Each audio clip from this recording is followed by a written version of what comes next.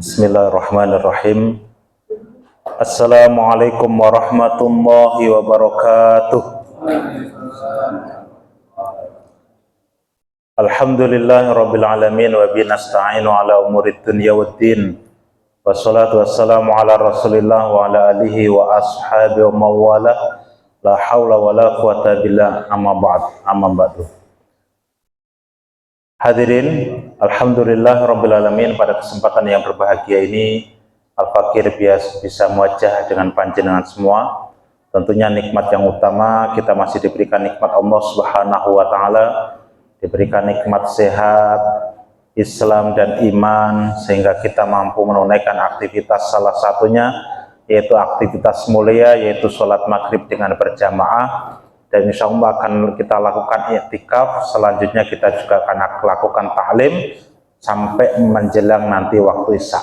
Mudah-mudahan niat kita ini senantiasa dicatat sebagai amal ibadah kita di sisi Allah Subhanahu wa taala. Amin ya rabbal alamin. Salawat dan salam tak lupa kita aturkan ke junjungan Nabi besar Muhammad sallallahu alaihi wasallam, kepada keluarganya, sahabatnya.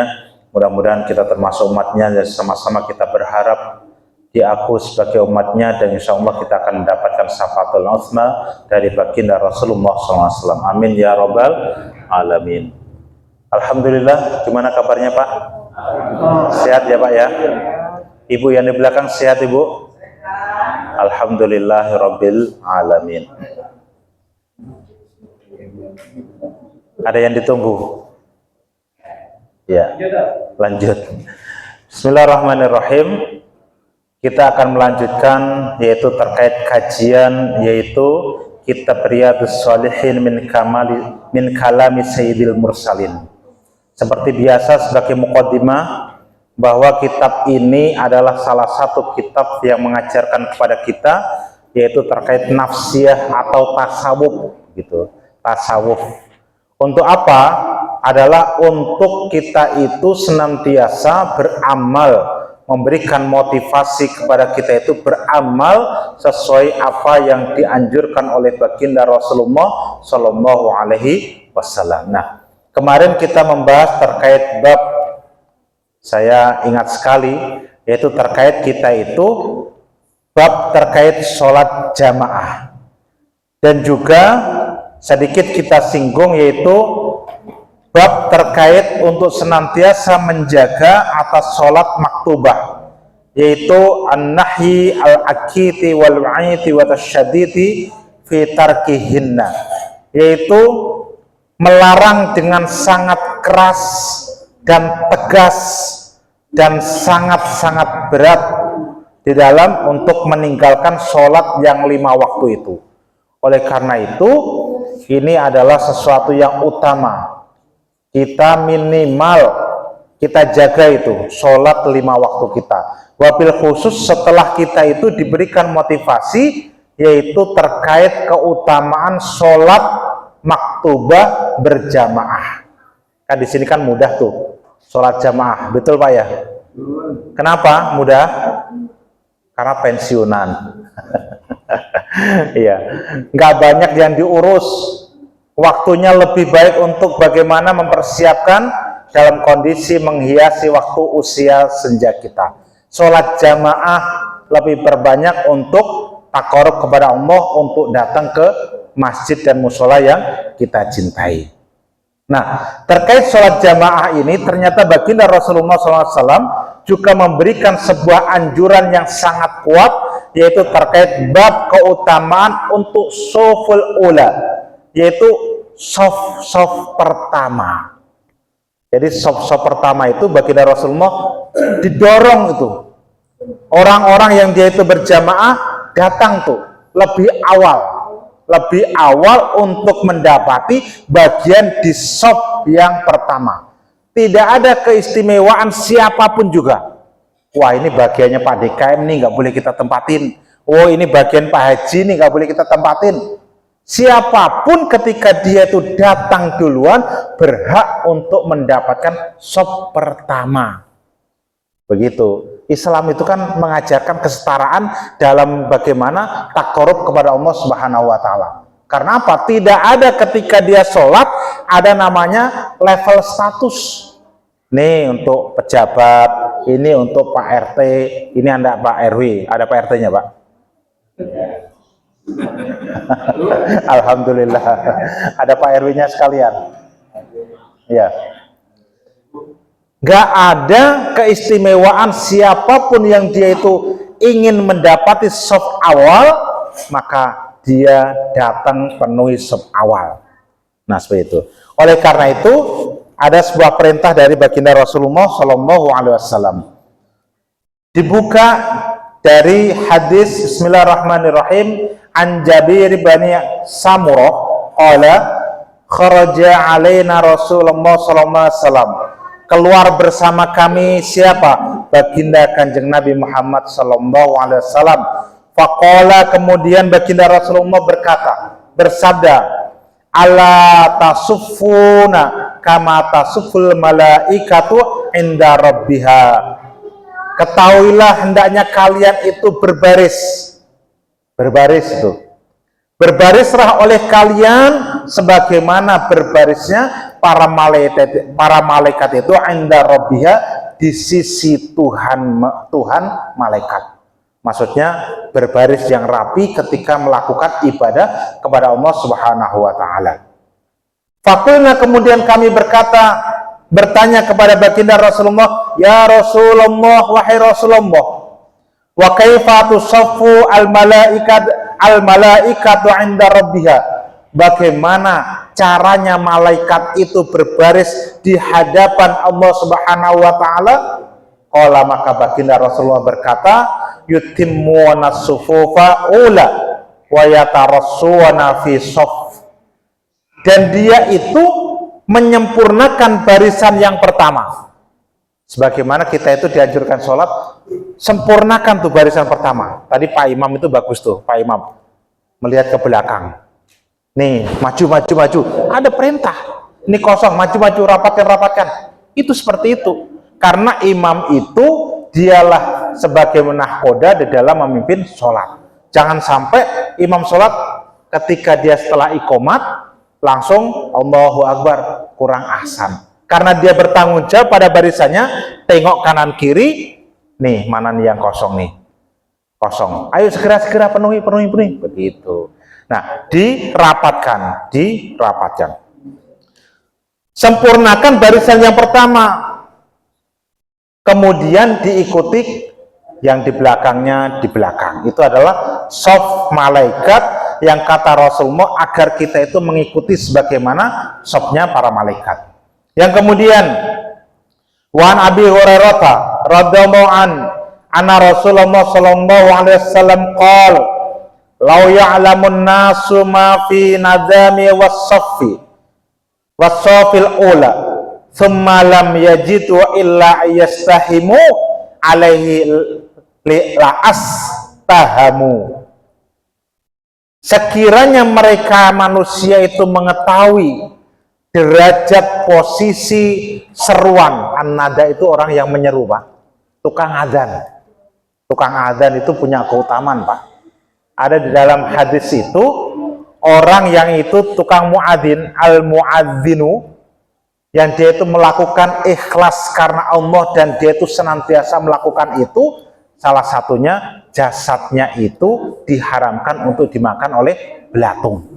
Itu dalam kitab Nashihul Ibad. Pernah dapatkan Pak? Belum, hadis itu. Jadi hadis itu mendorong kita untuk senantiasa senang menjadi muadzin, tukang nida, tukang menyeru Pak. Muadzin tukang nyeru. Makanya muadzin itu biasanya datang awal. Semakin banyak jamaah yang datang karena wasilahnya dia, maka dia itu akan mendapatkan pahala sebagaimana orang melakukan sholat. Dikatakan kita itu menyeru, orang yang menyeru. Allahu Akbar. Ini bukan seruan untuk apa, tapi seruan untuk apa Pak? Untuk sholat. Ini disampaikan ada hadis mandala ala khairin falahu mislu ajrin fa'ilih. Barang siapa menunjukkan kepada kebaikan, dan orang lain itu mau melakukan hal yang sama, falahu mislu ajrin fa'ilih, maka pahalanya dia juga dapatkan dan juga didapatkan dari orang yang ditunjukinya. Orang muadzin itu kalau bisa Pak, keroyokan. Kata baginda Rasulullah dikatakan, lau ya'lamun nasu ma fin nidai wasufil ula. Sekiranya orang itu mengetahui bagaimana posisi orang yang nida, orang penyeru, dan soft pertama posisinya itu, mereka mengetahuinya, semalam yajidu, kemudian dia tak dapatkan kecuali dia itu mengundi, pastilah dia itu akan melakukan undian. Karena berebut Pak. Masalahnya kita tahu nggak begitu. Sekiranya pahala itu dinampakkan oleh Allah itu Pak, orang akan berebut dengan mengundi, pasti akan dilakukan undian. Tapi kadang kalau tukang azan itu biasanya ya sepuh-sepuh yang punya banyak waktu itu, sepuh-sepuh. Biasanya kalau subuh itu ada tarhim itu kan, luar biasa Pak. Saya itu di Aljia itu jam 3:30 kurang seperempat itu udah mulai untuk membangun. Dan itu bukan sehari, seminggu, sebulan, tahunan Pak istiqomahnya. Luar biasa kan? Sanggup gak Pak? Ada harusnya. Untuk apa? Memberikan motivasi untuk orang itu datang wabil khusus sholat subuh. Karena kemarin dikatakan ada bab, yaitu apa? Bab untuk menghidupkan wabil khusus 2 waktu untuk senantiasa dijaga, yaitu apa? Sholat berjamaah isya dan sholat berjamaah subuh. Sholat jamaah isya seperti dia itu kanis filail, seperti dia itu sholat setengah malam. Dan juga sholat subuh, maka dia itu seperti melakukan sholat kulluhu lail, selama semalam suntuk. Maka penting. Nah, ini yang lebih diutamakan adalah sholat subuh dan sholat isya dan subuh. Maka bagi orang yang sekiranya dia mengetahui keutamaan an-nida, tukang azan, dan soft awal, kemudian tidak didapati kecuali dengan mengundi, pasti dia itu akan melakukan undian. Masalahnya kita nggak pernah tuh diundi. Masalahnya apa? Ya nggak ada yang mau. Nggak ada motivasi. Nah, mungkin setelah ini mudah-mudahan pada rebutan untuk azan. Ada nggak? Kalau sampai rebutan azan udah luar biasa. Khusus. Ada nggak rebutan azan? Saya dulu gitu. Karena pasti dia akan duluan datang. Duluan datang. Karena utamanya orang anida, yaitu orang penyeru. Dan juga dikatakan baginda Rasulullah Shallallahu Alaihi Wasallam dari Abu Hurairah mengatakan, qala Rasulullah Shallallahu Alaihi Wasallam, khairu sufufir rijali awwaluha. Sebaik-baiknya barisan pada orang laki-laki itu adalah barisan yang pertama. Wa syarruha akhiruha, dan seburuk-buruknya adalah yang terakhir. Ini sop untuk laki-laki. Kebalikan dikatakan wa khairus sufufin nisa'i akhiruha, dan sebaik-baiknya sop untuk perempuan itu di belakang. Kebalikan dari bapak-bapak. Wa syarruha awwaluha, dan seburuk-buruknya atau kurang baik yaitu di paling depan untuk ibu-ibu. Untuk menunjukkan apa? Untuk sebagai pembeda. Maka ini salah satu menunjukkan apa? Bahwa ibu-ibu itu diperbolehkan untuk melanggengkan sholat berjamaah. Salah satunya. Boleh sholat jamaah. Jangan dilarang, tetap dalam kondisi yang dibatasi untuk membatasi agar tidak terjadi fitnah begitu. Maka dikatakan seperti itu. Sebaik-baiknya barisan itu adalah barisan yang pertama. Pertama itu kanan atau kiri, Pak? Kanan. Nanti khairu sufufi al yamin, yaitu sebaik-baiknya asimal, yaitu yang kanan. bukan yang yamin itu kiri. Kemudian dikatakan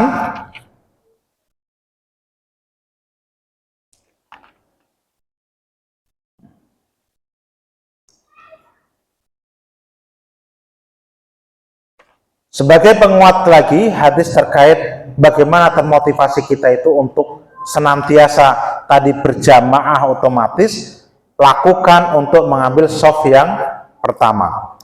Kemudian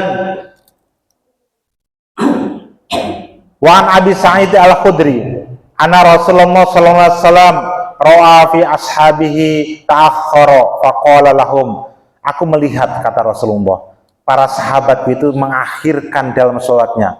Kemudian Nabi itu berkata, faqala lahum taqaddamu fa'tammu bi, segerakanlah, sempurnakan. Ada nih jamaah, ini padahal juga pada masa Rasulullah. Masa Rasulullah itu generasi terbaik umat, Pak. Ketika Rasulullah menyatakan A, itu berebut para jamaah, berebut para sahabat, berebut untuk apa? Untuk menunaikan apa yang telah disebutkan oleh baginda Rasulullah SAW. Penuhi sub awal segera. Tapi ada juga namanya manusia. Kenapa seperti itu? Karena untuk menjadikan sebagai sebuah ibrah. Wow, ketika ada peristiwa disampaikan Rasulullah sebagai hukum kepada kita. Agar nanti ke belakangnya ketika ada peristiwa itu tinggal merujuk sebagaimana ucapan baginda Rasulullah. Ternyata ada sahabat tuh, ada sahabat yang dia itu mengakhirkan ketika dia itu sholat jamaah. Maka Rasulullah menyampaikan taqaddamu wa atammu bi, taqaddamu, dan dia itu dulukan, segera begitu. Taqaddam, dulukan, ayo segera dan sempurnakan. Wal ya'tamma bikum man ba'dakum, dan sempurnakan orang-orang setelah kalian pertama itu sempurna. Jangan sampai mengejar shaf banyak tapi yang di pertama itu enggak sempurna. Jadi yang datang pertama nih sempurnakan. Ada yang datang, ayo segera, sempurnakan berikutnya. Dikatakan la yazalu qaumun ta'akharuna hatta yu'akharuhumullah, dan senantiasa sebuah kaum itu mengakhirkan terkait sholat itu, maka Allah juga akan mengakhirkan kepada mereka. Maksudnya kita itu udah sholat saja udah bagus, tapi ini suka menunda. Maksudnya apa? Kasus itu bisa, ini kayaknya tayangan lagi bagus nih, bola gol enggak ya? Allahu Akbar. Gitu. Ketika komat, dulu lah, gol enggak, nanggung nih. Dia jamaah, tapi menunda-nunda untuk apa? Mengakhir-akhirkan. Maka ini ketika niatnya itu benar-benar ingin mengakhirkan, inginnya kita itu apa ya? Datang terakhir, bacanya cepat, segera pulang. Kan begitu. Datangnya terakhir, bacanya cepat, pulang duluan. Nah, begitu. Akhirnya apa? Ini dicela oleh baginda Rasulullah. Senantiasa orang itu dalam kondisi mengakhirkan barisannya itu, kecuali Allah juga akan mengakhirkan rahmat kepadanya. Begitu. Ya, ketika ada seruan an-nida, qomat itu segera, Pak. Segera. Dan itu lumrah bagi kita. Karena dikatakan setan itu ketika mendengar adzan dia itu lari. Ketika mendengar iqomat, setan itu kembali. Celakanya pas kita itu mau berangkat, setan datang. Akhirnya ditahan, lama-lama begitu. Dan itu dikatakan setan itu ketika mendengar seruan adzan lari dia, Pak. Lari. Tapi ada pertanyaan, kenapa ya?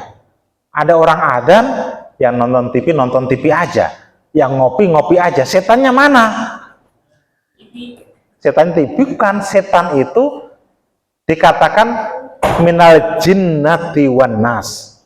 Setan itu ada datang dari jinnya, sifatnya jin, dan dari manusia.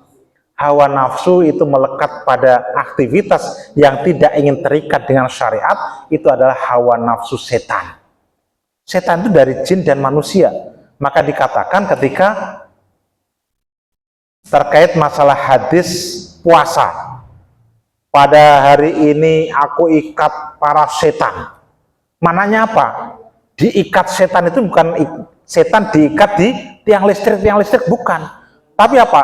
Dibukakan kemudahan manusia itu untuk berbuat baik. Kan begitu. Dikiaskan setan itu dibelenggu. Manusia itu mudah untuk melakukan kebaikan ketika dalam kondisi di bulan Ramadan itu. Maka tadinya tidak sholat jamaah. Tadinya tidak suka qiyamul lail. Ini menunjukkan kiasan bahwa setan dibelenggu. Tapi masalahnya ketika keluar dari waktu bulan puasa, setan kembali dilepaskan oleh Allah. Maksudnya apa? Manusia dibiarkan kembali untuk mengikuti hawa nafsunya, tergantung bagaimana keimanan dan ketakwaan kepada Allah Subhanahu wa Ta'ala. Nah, begitu.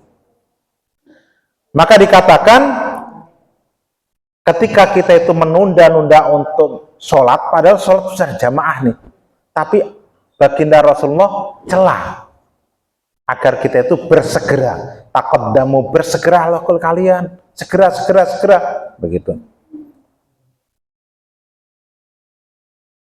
Kemudian juga dari hadis an Abi Mas'udin, dari Abi Mas'ud, qala kana Rasulullah sallallahu alaihi wasallam yamsahu manakibiha, dia itu menyeka yaitu barisan-barisan di sholat. Yaqulu, yamsahu telah menyeka gitu. Istau wala tahtalifu.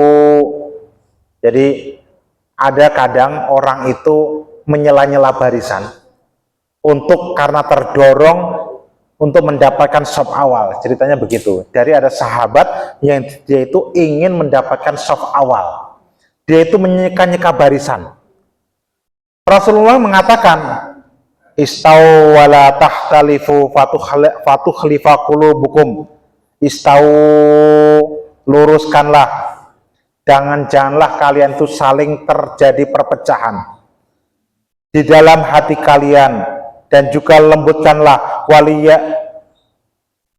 liyani, dan lemah lembutkan dari kalian ulul ahlami, yaitu ikatan dari keindahan kalian, mimpi-mimpi kalian sebenarnya.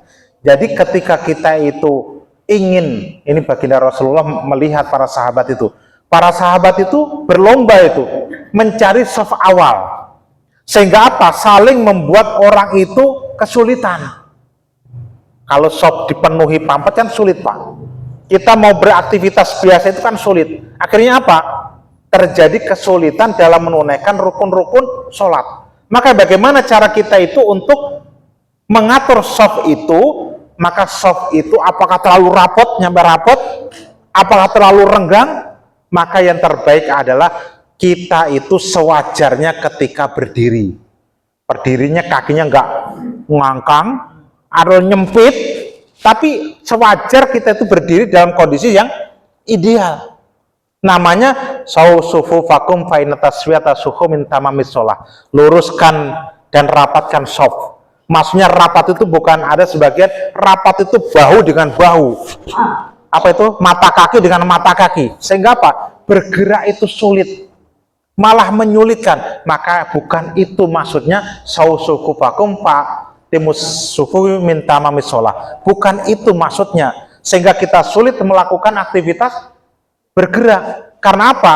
Ketika sholat seperti itu, bagaimana kita akan melakukan takbiratul ihram sesuai baginda Rasulullah? Rasulullah ketika takbiratul ihram itu agak direnggangkan, ketiaknya kelihatan. Allahu Akbar. Ketika dia sujud, pundaknya, tangannya itu diluruskan ketika sejajar dengan pundak. Sehingga seolah-olah ketika kepala ini lepas, dia itu menopang pundak begini, lurus. Nih, di dalam kitab At-Tibyan itu disampaikan gitu. Jadi nggak boleh kita itu begini, Pak. Wow, ketika ada gitu. Melebarkan. Ini tuh cukup dia itu meletakkan di pundak gini, Pak. Maksudnya ketika sujud ya. Sujud kan kepala. Kalau kepala kita itu kepotong, kan jatuh tuh. Jatuhnya itu di pundak sini. Perkiraan itu segitu. Nah, bukan begini. Kalau laki-laki dia itu harus dilebarkan, tapi kalau perempuan dirapatkan. Jadi begini, lurus ke depan dalam kitab At-Tibyan itu, ketika jatuh pundaknya itu kena ini. Jadi menunjukkan ya sewajarnya orang itu, tabiat kita itu bagaimana kondisi kita itu nyaman. Bukan di sesuatu yang sampai ke depan akhirnya mengganggu orang yang lain, membutuhkan waktu yang lebar, kan begitu. Ketika kita seperti ini, dekat jatuhnya ini, maka ketika kita berdiri itu dengan kondisi yang normal itu akan nyaman, nah, begitu. Dikatakan para sahabat itu seperti itu, keroyokan. Maka Rasulullah lembutkan hati kalian, jangan keras dengan dengan para sahabat yang lain untuk mengejar pahala dari Allah Subhanahu wa taala. Rebutan mereka itu, rebutan. Kemudian mungkin satu lagi nanti kita buka untuk sesi tanya jawab. Sebenarnya masih banyak terkait bab ini. Wa fi riwayatil Bukhari lil Bukhari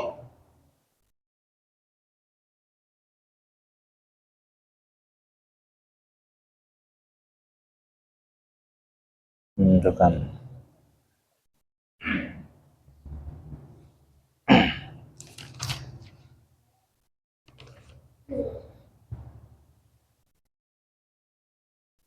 Ini terkait tata cara aja.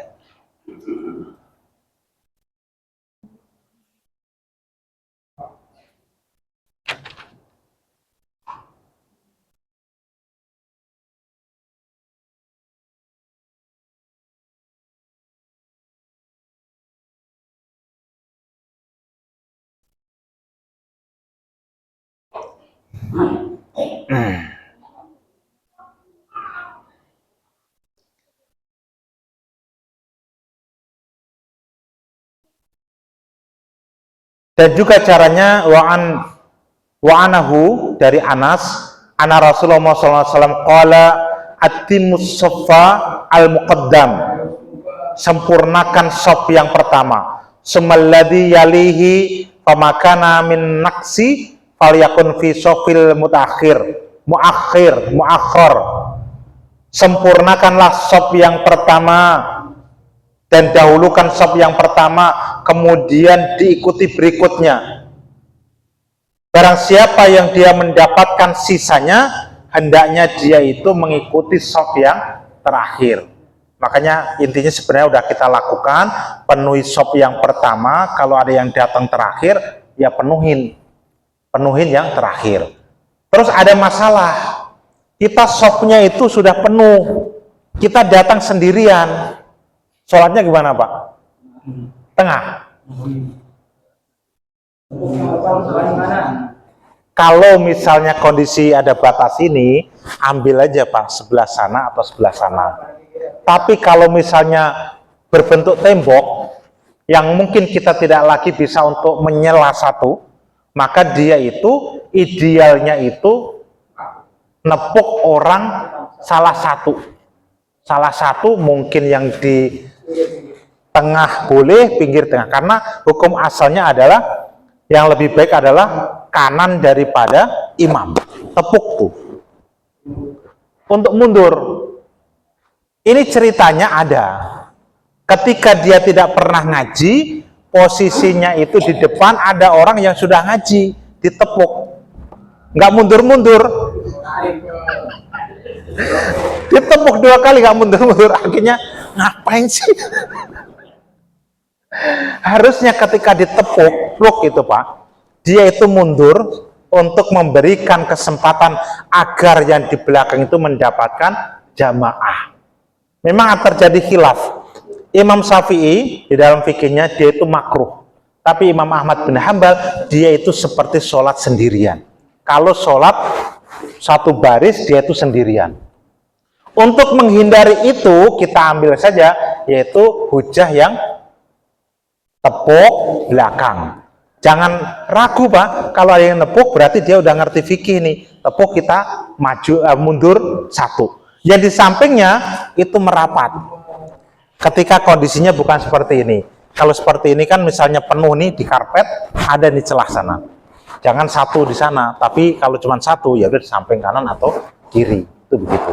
Tapi kalau penuh yang tembok itu, nggak bisa lagi kita itu satu aja lah, minta satu orang tempat itu, nggak bisa lagi. Dengan jalan menepuk agar orang itu mundur, memberikan kesempatan kita menolong saudaranya untuk mendapatkan jamaah, berpahala jamaah, begitu Pak. Pernah Pak, ada satu itu, ya alhamdulillah, penuh nyampe belakang terus ya. Ya pernah Ustaz. Oh iya. Mau sholat dia sendiri, terus ya begini. Jangan. Iya. Ya sudah, saya nggak tahu aku sebenarnya. Iya, untuk menghindari terkait hadis itu mengatakan begitu. Ceritanya ada sahabat. Rasul itu melalui cerita sahabat itu menjadi sebuah pelajaran bagi kita. Memang dibuat seperti itu, Allah itu menurunkan syariat itu mungkin saja ada terjadi khilaf di antara sahabat, tertinggal sehingga dia itu hanya satu saja. Akhirnya apa?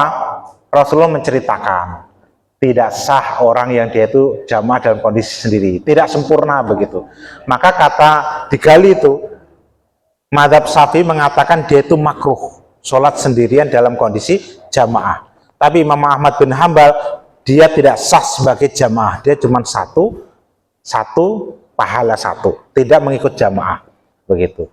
Bagaimana kita yang sudah tahu, nggak usah ragu Pak, karena tuntunan seperti itu. Kalau kita terlambat, kalau di sini sih normal sih ya, normal. Kalau tempat yang mungkin tertembok-tembok, kita tepuk. Kalau ditepuk ya kita mundur saja. Berarti ada orang yang cuma satu.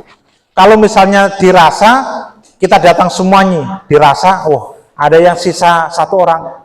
Satu saja merelakan dia ke belakang, kalau ada yang datang lagi satu, penuhin yang kosong, begitu. Dan syariat mengajarkan seperti itu, sehingga kita tahu bagaimana sih mendudukkan terkait agar sempurnanya jamaah kita. Ada lagi yang tanya itu, gimana kalau ada yang bersin ketika sholat? Subhanallah gitu ya. Salamnya emang dijawab. Jadi wabil khusus ketika ada yang bersin dalam kondisi selain sholat, maka dia itu kita sunnah untuk menyampaikan subhanallah, kemudian orang yang mendengar itu mendoakan. Ketika didoakan, kita kembali mendoakan yahdikumullah. Asyik subhanallah, yarhamukallah. Saya akan membalikan yahdikumullah, begitu. Hah? Orang gitu ya. Alhamdulillah gitu. Nggak ada, karena ini ada cerita juga, sahabat Rasulullah itu mencontohkan ada asying gitu, dia menjawab subhanallah, yang lain menjawab yarhamkallah. Ketika setelah selesai, siapa yang menyampaikan itu gitu, tidak membatalkan karena belum tahu, sehingga apa, cukup dalam sholat tidak boleh perkataan kecuali kalam ilahi. Kalau batuk gimana? Batuk ya biasa ya, batuk. Tapi kadang batuk itu nular Pak.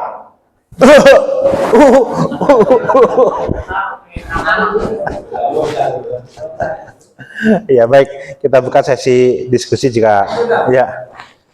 Jadi biasanya imam itu kan sudah tahu bapak-bapak atasnya sama sholat. Jamaahnya itu biasanya ya, tanda kutip lah. Itu kan kalau sebaiknya itu kan di belakang imam itu, mulai barisan safnya itu dimulai dari barisan belakang imam ke kanan kemudian ke kiri. Nah biasanya rata-rata orang maunya di pinggir dulu gitu tuh mulainya. Sebaiknya gimana tadi? Makanya Tawaduk dia. Tawaduk. Ya kan mulainya kan harusnya kan ya dari belakang imam kan seperti itu. Iya betul. Kiri dulu atau kanan dulu. Betul. Mungkin dia tawaduk, dia memberikan kesempatan orang kepada untuk mendapatkan itu. Jadi memang ada anjuran orang yang di belakang imam itu yang dia itu faqih, yang ketika seorang imam itu dia berhadas, dia batal, maka dia itu sebagai penggantinya. Kita berhusnudzon saja, boleh jadi dia itu tawaduk memberikan kesempatan kepada orang yang lebih faqih. Tapi insya Allah dia akan mendapatkan pahala keutamaan shaf awal. Itu shaf awal itu emang diutamakan. Oleh karena itu, idealnya ketika kita itu sholat berjamaah, penuhin di belakangnya. Sehingga kita hukum fikih itu harus setidaknya belajar. Ketika imam dia itu batal sholatnya, kita maju untuk meneruskan. Badal iman. Kita melanjutkan apa yang disampaikan imam. Ketika imam belum sempurna mengucapkan Fatihah, maka kita kembali untuk mengucapkan Fatihah. Ketika dia itu imam membaca surah belum selesai, kita tidak mesti melanjutkan bacaan imam. Imam jago nih hafalan membaca surah Al-Baqarah. Kita jadi di belakangnya bingung. Kita lanjut surah nggak bisa nih kul huwali, kul huwallahu ahad begitu. Ya udah selesai. Jadi ketika di belakang ini minimal dia itu mengerti terkait fikih. Ketika ada udur terkait imam itu haram. Ketika dia itu udur misalnya batal, melanjutkan itu haram. Kalau dia kentut itu perkara yang sebenarnya bisa kita tahan, ternyata nggak tertahan, kentut gitu. Ya udah, kita memberikan aba-aba kepada jamaah. Misalnya Assalamualaikum. Ya di belakang pasti nengok, apa ini? Dia langsung keluar. Kalau di sini misalnya ada samping. Misalnya samping. Kalau enggak ya diem aja nggak apa-apa. Diem di situ. Ini maju, Pak.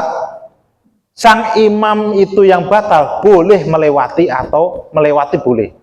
Bukan nyeka-nyeka enggak. Melewatin depan ini boleh. Karena apa? Apa itu namanya? Sutrahnya jamaah itu pada imam. Jadi orang ketika jamaah ada orang yang lewat itu, Pak, itu tidak menghalangi dia itu apa ya, membatalkan, tapi sutrahnya, pembatasnya jamaah itu di imam dia. Kalau imamnya itu dia batal, maka harus segera digantikan dan dia itu boleh lewat. Bagaimana dengan hadis yang menunggu selama 40 hari? Apa itu? Kalau sutrahnya imam. Makanya dia itu sholat ketika sendirian. Jadi kalau dia itu berjamaah, sutrahnya itu dia itu imam. Kalau sholat sendirian, kita sunnah untuk memasang sutrah. Sutrah itu pembatas bahwa tidak boleh dilewatin. Kalau kita melewat ini, bahkan dikatakan lebih keras itu. Kalau ada orang yang dia itu melewati sutrah kalian, sampai perangilah oleh dia. Galak kan? Galak. Kalau sudah ada pembatas sutrah. Nah, sutrah itu adalah sesuatu tanda. Maka sekarang mungkin tandanya itu bisa ulama berbeda. Sekarang itu mungkin sajadah. Tapi hukum asalnya adalah benda apapun juga untuk tanda dia itu ini adalah batas untuk sujudku. Maka jangan sampai melewati. Kalau melewati dia batal sholatnya. Bahkan dikatakan Rasulullah lebih baik dia itu menunggu. Bahkan dikatakan kalau dia memaksakan perangi sampai suruh merangi, kan galak tuh. Itu untuk sholat yang dia itu sendiri ketika dia ingin ada orang lewat. Tapi kalau berjamaah, sutrahnya itu imam. Sutrah. Ya, sutrahnya imam ya. Kejadian di masjid saya seperti itu. Oh. Imam dalam 2 rakaat, kemudian dia ingat di rumah kompor masalah dan dia berarti. Iya. Aku tahu, tapi lewatnya lewat jamaah gitu. Nah, saya pikir tadi kan ada sutra. Kita begitu badal imam maju, yang imam yang membatalkan itu lewat sutra apa depan jamaah nggak apa-apa ya? Iya nggak apa-apa. Iya. Tapi harus tergantikan dulu. Iya. Tergantikan. Dia. Assalamualaikum sebagai bentuk pembatalan di belakang itu maju. Maju sempurna dia baru lewat. Jangan sampai belum sempurna dia itu lewat. Karena apa? Dia dalam rangka menunggu sutrah ini harus sempurna imamnya. Lewatnya itu karena minimal berapa meter? Ya nggak apa-apa di. Lewat aja Pak, lewat. Lewat. Yang saya dapat itu dia di sampingnya juga Pak. Nanti nyibak gitu ya?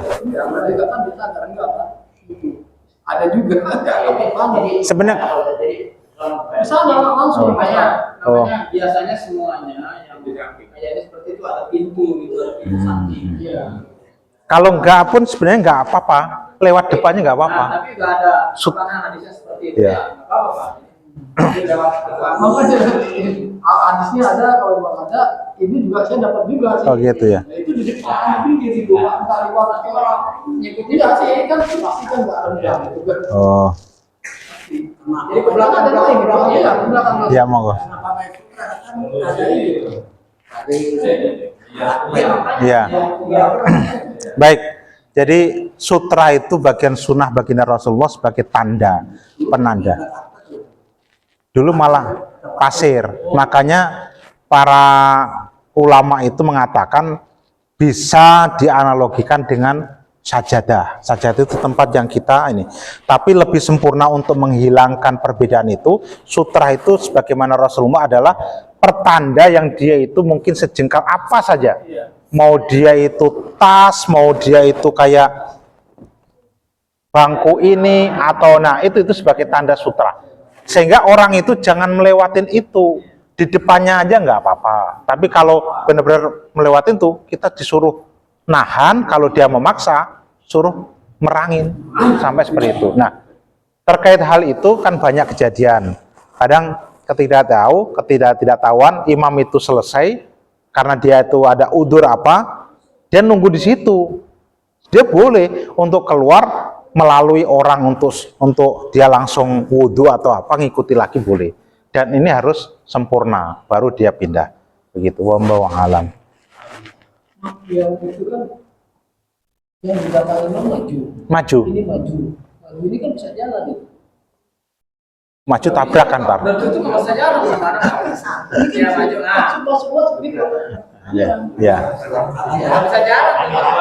Kalau 3 kali. Iya. Kali. Ya, gerakan yang dia itu sangat. Maksudnya gerakan sangat itu yang dia itu gerakan yang sangat itu misalnya nampar, kan sangat.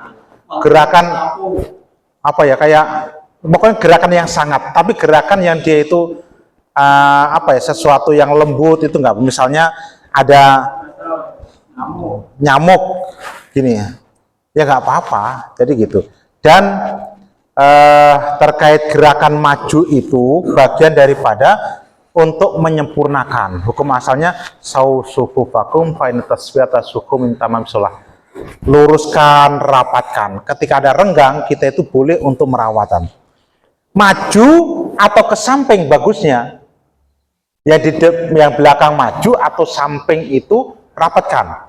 Nah, itu memang terjadi khilaf. Kalau saya cenderung malah yang samping itu merapatkan. Kenapa? Merapatkan itu bukan maju mengisi. Kalau mengisi berarti hadisnya beda, tapi rapatkan. Nanti ketika di sana itu bisa maju untuk satu baris, maju di samping yang paling ujung. Tapi kalau sini kan nggak ada ujungnya nih, berarti cukup ya ini dirapatkan saja. Nah begitu. Wallahu a'lam bishawab. Banyak geser tuh kalau misalnya di sini marah, sini geser, juga geser. Sama aja ya. Kalau maju berarti ya di belakang juga maju juga. Enggak, maksudnya boleh gitu loh. Boleh. Saya tahu kan itu. Ya. Kan maksudnya, jadi yang ini geser, ini kan di sini kosong kan, geser lagi. Sampai akhirnya baru Ya kosong. 7 orang lah yang geser. Ya betul. Kalaupun toh misalnya maju, sama maju juga ada juga. Maju, terus sana kan kosong. Merapat juga kan? Merapat juga. Sama. Jadi dia 2 langkah kurang lebih, 1, 2 untuk ngepasin, nggak apa-apa. Karena untuk menyempurnakan bagian daripada sholat berjamaah. Wallahu a'lam. Mungkin ibu dan di belakang ada yang disampaikan, Bu, berikan kesempatan.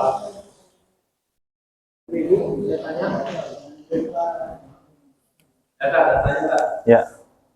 Assalamualaikum warahmatullahi wabarakatuh. Assalamualaikum warahmatullahi wabarakatuh. Kalau sholat jamaah cuma ada imam sama makmumnya satu. Ya, kalau di masjid itu ya, kalau di musola itu. Katanya kan ini suruh makmumnya kan suruh buat imam dulu ya. Terus posisi imam itu di tempat imam apa di agak mundur gitu kan? Soalnya kita suruh ada gitu. Nah, nggak boleh tidak tahu. Ini Iya. bagaimana tak? Jangan ditaruh dulu, Pak. Kalau yang satu kan. Iya, kalau cuma berdua itu imam sama makmum. Iya, menarik. Takutnya ntar kan makmum datang lagi itu kan, itu kan mundur. Iya. Nah, imam gimana itu depan sana atau? Iya. Baik. Jika memang pahit-pahitnya yang jamaah itu cuma 2 gitu ya. Pahit-pahitnya, ya udah di sini aja. Nggak mesti syarat mutlak imam itu harus di sini. Jadi di sini, kalau misalnya ternyata yang datang, dia nepok yang makmum, makmumnya mundur, jadi agak ke belakang sini. Kalau pahit-pahitnya, tapi kayaknya nggak mungkin dah. Musola yang megah ini cuma jamaahnya 2. Kalau di daerah kan itu ada. Oh gitu. Yang gede itu kan. Ya. Tapi terus kemungkinan ada yang datang lagi nggak? Kemungkinan. Ya pernah nggak ada. Ya, imamnya kan di sana. Kan ada apa? Perempuan kan makmum perempuan kan di belakang. Iya. Kita kan berdua gitu ya. Kita kan agak di depan gitu ya. Imam itu kan. Ya. Gitu. Ya. Nggak mesti harus diimaman ketika dia kondisi cuma 2. Tidak mesti di tengah juga, karena kita kayaknya prediksi ini nggak banyak yang jamaah, ya udah berdua itu tetap. Yang membedakan adalah kepala ini, mata kaki. Mata kaki itu nggak boleh lebih mendului dari imam. Dia sejajar atau di belakangnya, begitu. Jadi kalau nanti ada yang datang lagi, ditepok terus yang jamaah mundur. Terkait dengan sedikit itu Mas Buk itu satu. Biasanya tuh kalau Mas Buk itu berdua, itu mereka sudah tahu yang Mas Buk itu di samping, nah ini kalau perlu ditepuk, dia mundur gitu. Nah, itu masalahnya, itu ada perbedaan itu. Iya. Itu kan ya walau alam ya kaget, itu kan berubah musuhnya dia, makanya orang yang mengerti Mas Buk itu dia di sampingnya, belakangnya itu sudah ngerti, nah dia mundur gitu. Iya. Jadi jangan terpukul. Sebenarnya memang sunnahnya memberi tanda. Berarti yang makmum yang lihat juga loh Pak, yang baru datang itu. Ada zaman ini. Gini, Tat. Baik. Kita itu sunnahnya memberikan tanda bahwa kita itu ingin bergabung sholat. Takutnya mereka itu nggak ingin sholat. Mau ke situ ternyata mau apa? Kita mundur aja. Padahal dia tidak ingin sholat. Maka kita sunnahnya memberi tanda kepada si masbu yang apa itu yang jamaah 1 untuk tanda. Begitu. Nah. Jadi orang khusyuk itu bukan berarti merem ya Pak ya. Masalahnya kalau merem ditepuk kaget. Tapi kalau dia itu terjaga, dia mau datang itu pasti kemungkinan nepuk. Nah, jadi kita tahu. Kecuali kita merem atau ngantuk, ditepuk kaget. Nah, idealnya adalah ketika ada kita mau ikut, kasih tanda, kasih isyarat. Isyaratnya bagaimana? Ya nepuk, noel, itu nggak apa-apa. Sehingga yang di depan, oh ada orang yang mau mengikuti jamaah. Sehingga dia itu ke belakang. Begitu. Oh Mbak Alam. Ya monggo. Ya. Assalamualaikum warahmatullahi wabarakatuh. Yang jadi imam Pak Ustadz ya, kan misalnya di sini imam, Ya. batal. Ini ada 2, ngasih tanda enggak siapa yang suruh maju. Oh. Sebenarnya ada 2. Nah, Nah ini apa? Menurut saya apa yang surat ini yang untuk menggantikan?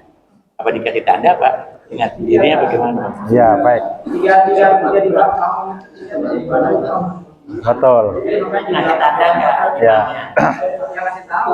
Jadi gini, kalau ini kan teknis ya, teknisnya.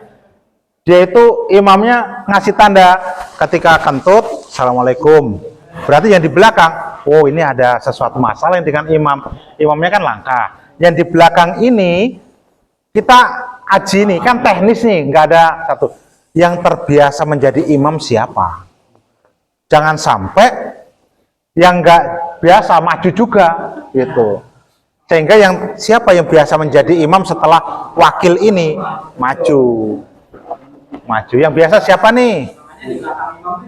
Nah, siapa nih yang biasa jadi imam maju, melangkah untuk ya, ke depan itu. Hah? Kalau imamnya batal, dia bisa mengatakan saya batal kalau bukan. Biasa sih ada juga pernah. Kalau imamnya udah batal kan, dia boleh saya batal kalau digantikan. Sebenarnya nggak perlu bicara pun, ngasih isyarat juga cukup. Assalamualaikum. Ya di belakang udah punya firasat ini pasti batal. Cuman maksud saya itu boleh nggak tadi kalau Oh, karena ada yang begitu sih. Ustaz, kalau mengaku jadi membuat dosa dia. Ya, baik. Kayaknya kurang panjang. Insya Allah kita buka di sesi berikutnya. Terima kasih atas perhatiannya. Kita tutup dengan kafar majelis. Alhamdulillahirabbil alamin. Subhanakallahumma wa bihamdika asyhadu an la ilaha illa anta astaghfiruka wa atubu ilaik. Insya Allah di dalam kitab kalau perlu nanti Bulughul Maram, saya biasanya pakai ininya penjelasan yaitu kitab Ibanatul Ahkam. Begitu ada terkait dari pertama wudhu sampai terakhir itu dijelaskan. Bagaimana ketika sholat dalam rangka naik tunggangan itu juga ada. Nanti insya Allah di dalam kitab Bulughul Maram juga ada. Wallahu a'lam bishawab. Kurang lebihnya mohon maaf. Akhir kalam wabillahi taufiq wal hidayah. Assalamualaikum warahmatullahi wabarakatuh.